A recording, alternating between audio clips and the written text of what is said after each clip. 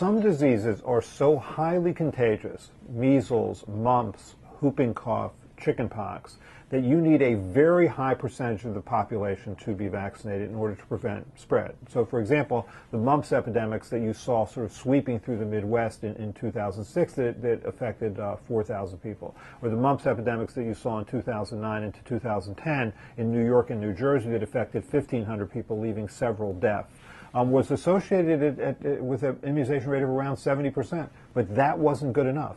In order to protect those highly contagious diseases, you need very high immunization rates. And I'll give you another example of that.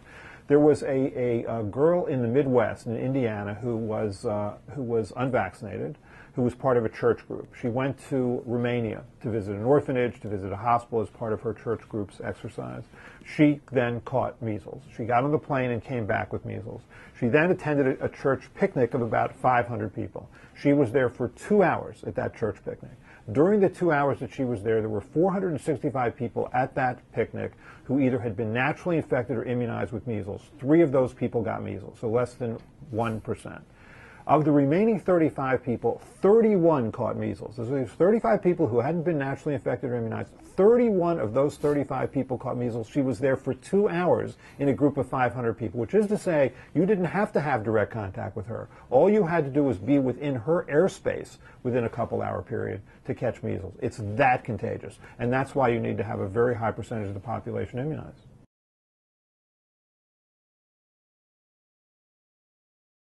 We all live in this world, and although we may think of ourselves in the United States as being sort of in an isolated environment, we're not, because international travel is common. And so, for example, when fears of the combination measles, mumps, rubella, or MMR vaccines sort of took off in England, fears that it, ill-founded fears that it caused autism, there was a clear drop in immunization rates in England, causing, massive epidemics of measles and to some extent mumps. Well, the strain of mumps that actually was causing that disease in England was exactly the strain that came over to the United States in 2009, 2010 that caused those measles outbreaks in New York and New Jersey. So we're all in this together. And I think it's even more important than that, in the sense that there are hundreds of thousands of people in the United States who cannot be vaccinated. They can't be vaccinated because they're getting chemotherapy for their cancer. They cannot be vaccinated because they're getting immune suppressive therapy for their transplants or their rheumatologic diseases. They depend on those around them to be vaccinated, because otherwise they're the ones who are most likely to suffer or be hospitalized and die. They depend on us to protect them. And I think it's our duty to protect them.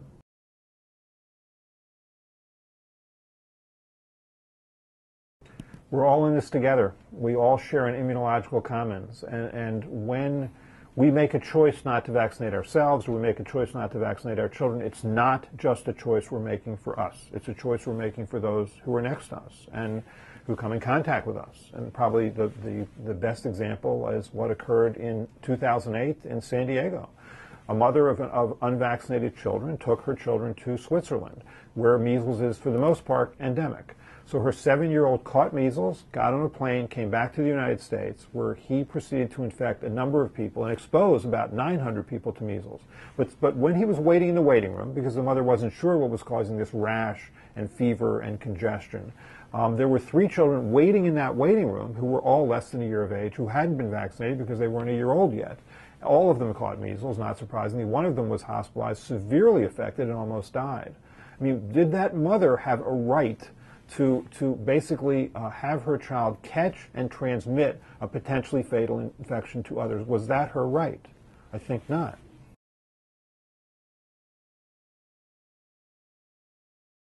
I can understand how it's hard to watch children get shots. I mean, I think anybody who's human, who watches their baby get as many as 26 inoculations in the first few years of life, or get 5 shots at one time, can feel that it's overwhelming, and that makes sense, but it isn't overwhelming. And so you could argue it the other way. Well, why not separate the shots out so that they get only, say, 2 shots at a time, so that it's less, at least physically traumatic for them? But the question there, I think, can be answered by looking at stress. I mean, is a child more stressed by getting 2 shots or 3 shots or 4 shots as compared to 1 shot? That actually study has been done by a group of researchers who measured stress by the secretion of cortisol in the bloodstream, which is a typical way physiologists measure stress. And what they found was that children were no more stressed getting 2 shots than 1 shot. The point being, 1 shot is maximally stressful, I think. And so you could argue by continue to bring children in at 2 months, 3 months, 4 months, 5 months, 6 months for just 2 shots at a time, you're increasing their level of stress. You're making them only more needle phobic. If you combine vaccines, you can lessen the number of shots, which then presents, a lesser stress to the child.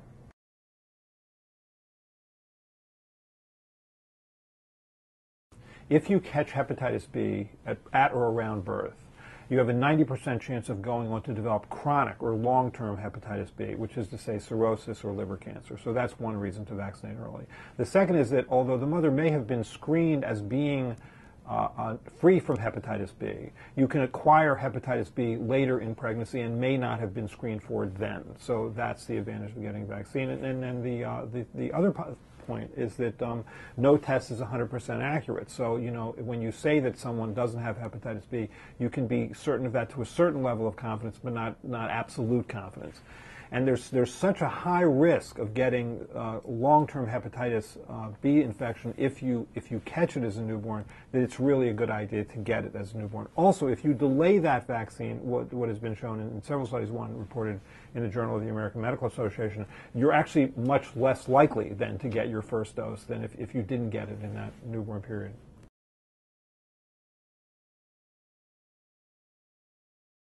Hepatitis B is an interesting example here because if a child is born to a mother who's infected with hepatitis B virus, that mother has whole infectious hepatitis B virus in her bloodstream and in the blood that one sees as you pass through the birth canal. There's about 10 to the 9th, so that's 1 billion infectious particles per milliliter of blood. A milliliter is 1/5 of a teaspoon. So babies are exposed to that, okay? If you look, and these are 2 studies that are done in India, at children then who are born to mothers who are infected actively with hepatitis B virus, if you give those babies a single dose, and not immunoglobulins, not antibodies, just a single dose of hepatitis B vaccine, which is 20 micrograms, 20 millionths of a gram of one of the hepatitis B proteins, hepatitis B surface antigen, that 85% of those babies will then make an immune response which protects them against hepatitis B. That's how powerful vaccines are, and it also tells you how robust the child's immune response is, because it would have to be, because the minute you enter this world, you are bombarded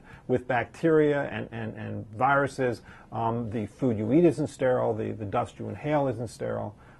You would have to have a robust immune system.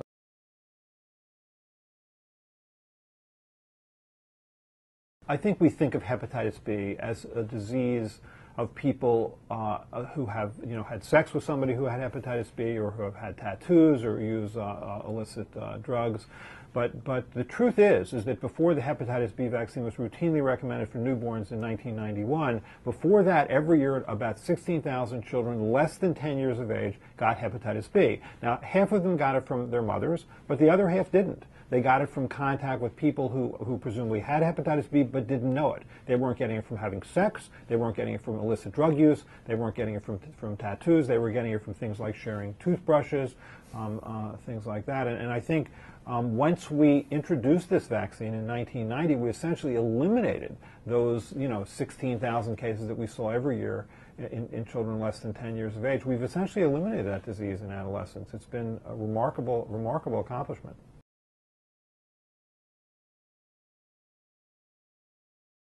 I think we tend to think of immunizations as a kid's thing to do, and so we're very good about immunizing kids, but we get less good about immunizing people as they get older. And so our immunization rates for adolescents aren't nearly as good as they should be for vaccines like TDAP, tetanus, diphtheria, acellular pertussis, or the HPV or human papillomavirus vaccine, or the meningococcal vaccine, and then even worse still is adults who also would clearly benefit from immunization also are much less likely to get them than they should.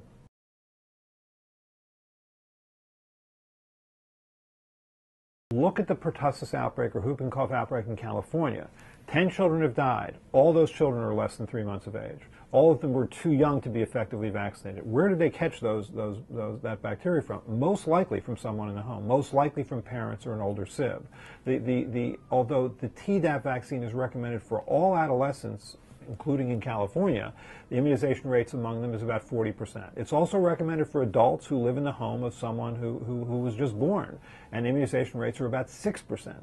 I mean, I'll give you an example because it occurred in this hospital. We saw a child in this hospital who came into the hospital at 2 months of age with whooping cough, and despite heroic measures, we were unable to save her life.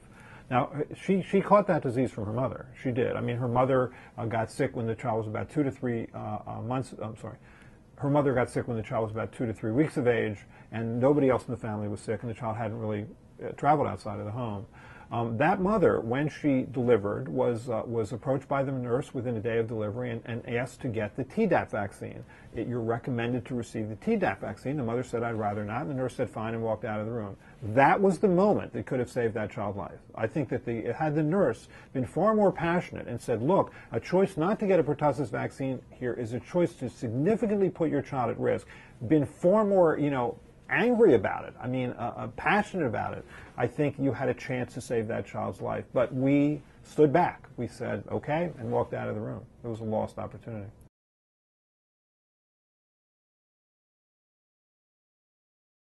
What changes this? I mean, we have a whooping cough outbreak in California that is bigger than anything we've seen since 1947. It's 10 babies have died, babies who could have grown up and lived a full, long, and productive life. It's an enormous tragedy, a tragedy that could have been averted. And on the one hand, you could say, well, let's just make it so that adolescents in the home of a young baby have to get vaccinated. I mean, that it's mandatory to be vaccinated. Let's make it so that adults in that home have to get vaccinated. Let's compel people by force to be vaccinated. But that doesn't work, certainly not in this country, where we believe strongly in our individual rights and freedoms. But should it be your individual right to catch and transmit a potentially fatal infection? I don't think so. You would like to believe what compels us is that we see it as the wrong thing to do, that we have a responsibility for not only our children, but children who come in contact with our children, and that's what motivates us, so that we see us all as part of something common, that we're in it together. I guess I take heart in that Tucson shooting to the extent that there were a number of people who ran toward the shots. They ran toward the shots because they wanted to help those people who had been hurt. It's in us. I think the societal instinct is in us, and it's just a matter of trying to find a way to appeal to it.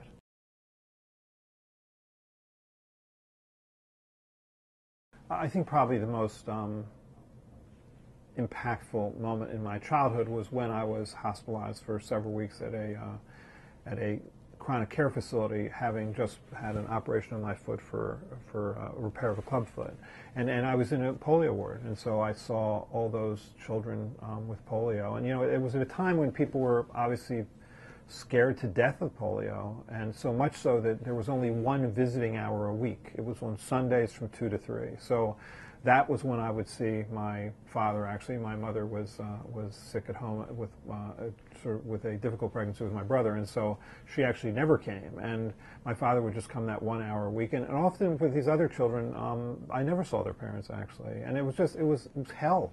It was really hell. And I think seeing them in iron lungs or seeing them crippled and alone and isolated.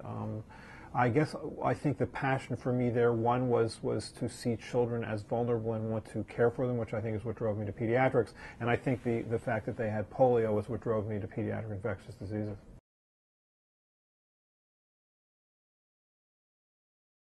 When I was an intern at Children's Hospital in Pittsburgh, there was a mother whose child had fever and vomiting and some diarrhea. She had called the doctor the night before coming to our hospital, and he had reasonably said, give your baby girl frequent sips of fluid that contains sugar, that contains a salt. And so she tried, but she couldn't get her to hold anything down. So by the time she brought her daughter into our hospital, she was severely dehydrated, which is to say that when she cried, no tears came out.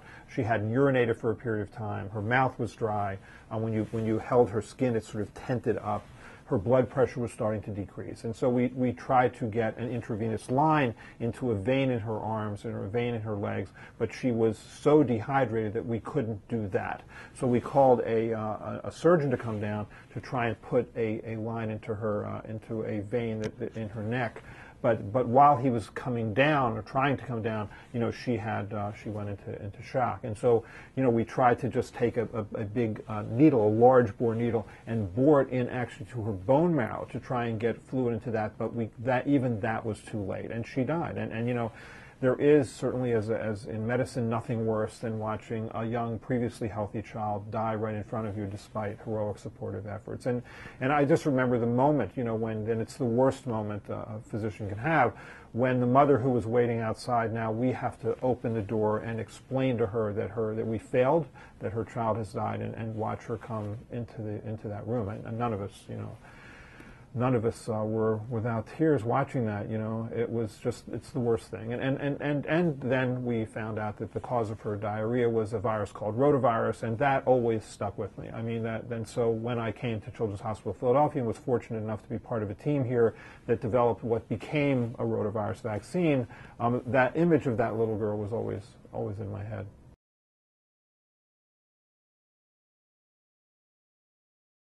In a better world, we would not need to mandate vaccines. We would not need to require them, because anybody who has educated themselves about vaccines would get them every time. Assuming there's not a medical contraindication, they would get them every time. I mean, I consider myself fairly well educated about vaccines. I have 2 children, both of whom are fully vaccinated. But, unfortunately, were we not to mandate vaccines in this country, I think immunization rates would clearly be less. And you need no more evidence for that than looking at states that have religious or philosophical exemptions. Those states with philosophical exemptions are have a greater incidence of people who choose not to vaccinate, and those are the states that have a higher incidence of vaccine-preventable diseases like measles and whooping cough. So we do need to mandate. I'd like to believe that there will be a time when education is enough, that people will realize that vaccines are something that we have to do as parents, because as parents, our #1 charge is to put children in the safest position possible, and vaccines provide that safety. But for now, at least, I think with all the misinformation that you could find in magazines and newspapers, and I think probably worst of all on the internet, I guess we have to compel people by mandates. It's too bad.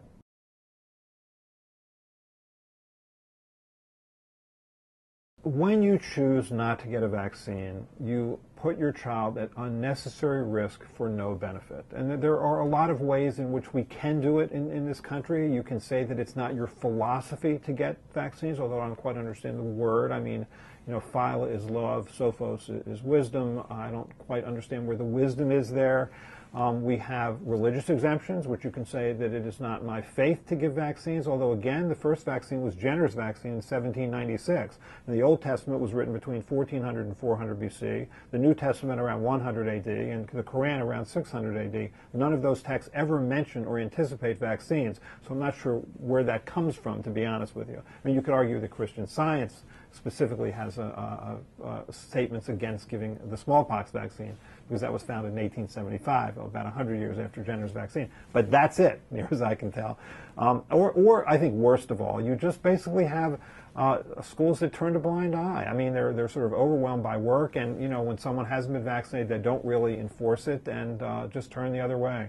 So that what you're seeing then is an erosion in vaccine rates in certain communities in this country that has caused an outbreak in vaccine-preventable diseases, that has caused children to suffer and be hospitalized and die. It's unconscionable. It's not okay. And yet we let it happen. How many more children have to die before we say this is enough? Is that the only thing that's going to turn us around? That we just haven't had enough children die from these diseases?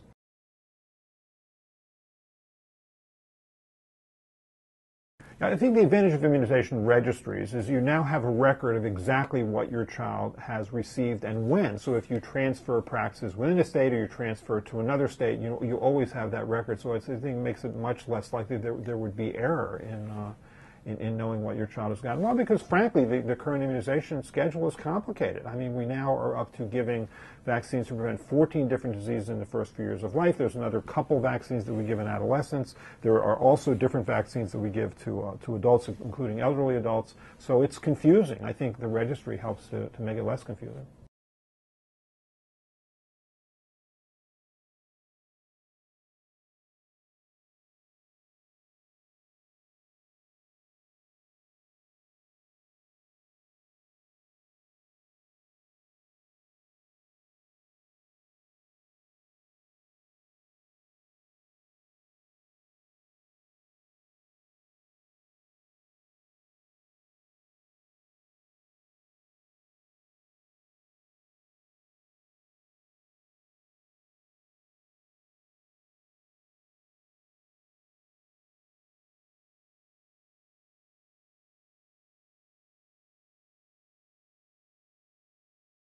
Early in the 1990s, Bill and Hillary Clinton decided that everyone should be able to get vaccines because everyone benefits from vaccines. And so they created the Vaccines for Children program for children who were either uninsured or underinsured to make sure that they didn't fall through the cracks.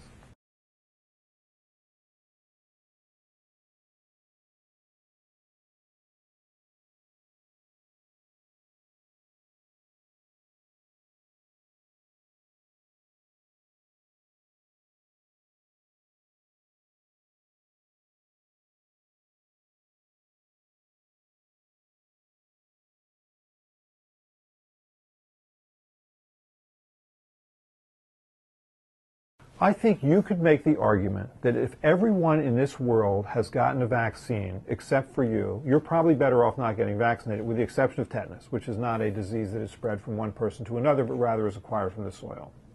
Because you could argue that you're going to be effectively surrounded so that you won't get any of those diseases. In fact, there was a study done of a measles epidemic in the Netherlands that occurred between 1999 and 2000. It involved 4,000 people. And although this may seem counterintuitive, it's not when you think about it. You actually were less likely to get measles if you were unvaccinated, living in a highly vaccinated community, than if you were vaccinated against measles, living in a relatively unvaccinated community, because no vaccine is 100% effective, and if you're more likely to be exposed, you're more likely to get sick. So herd immunity is critical, and what's happened to herd immunity is it's breaking down. When you see measles epidemic like we saw in 2008, that was bigger than anything we'd seen in more than a decade, or you see mumps epidemics in the Midwest, mumps epidemics in New York and New Jersey, you see outbreaks of Haemophilus influenza type B meningitis in Minnesota, Oregon, Maine, New York, Philadelphia, or you see epidemics of whooping cough, as we're seeing in California, that's involved 9,000 people and has caused the death of 10 young children. This is an epidemic in California that is bigger than anything they've seen since 1947. You can say comfortably that herd immunity is broken down, and now we're all at risk, at greater risk. And so a choice not to get a vaccine now is a more risky choice than it was arguably 10 years ago.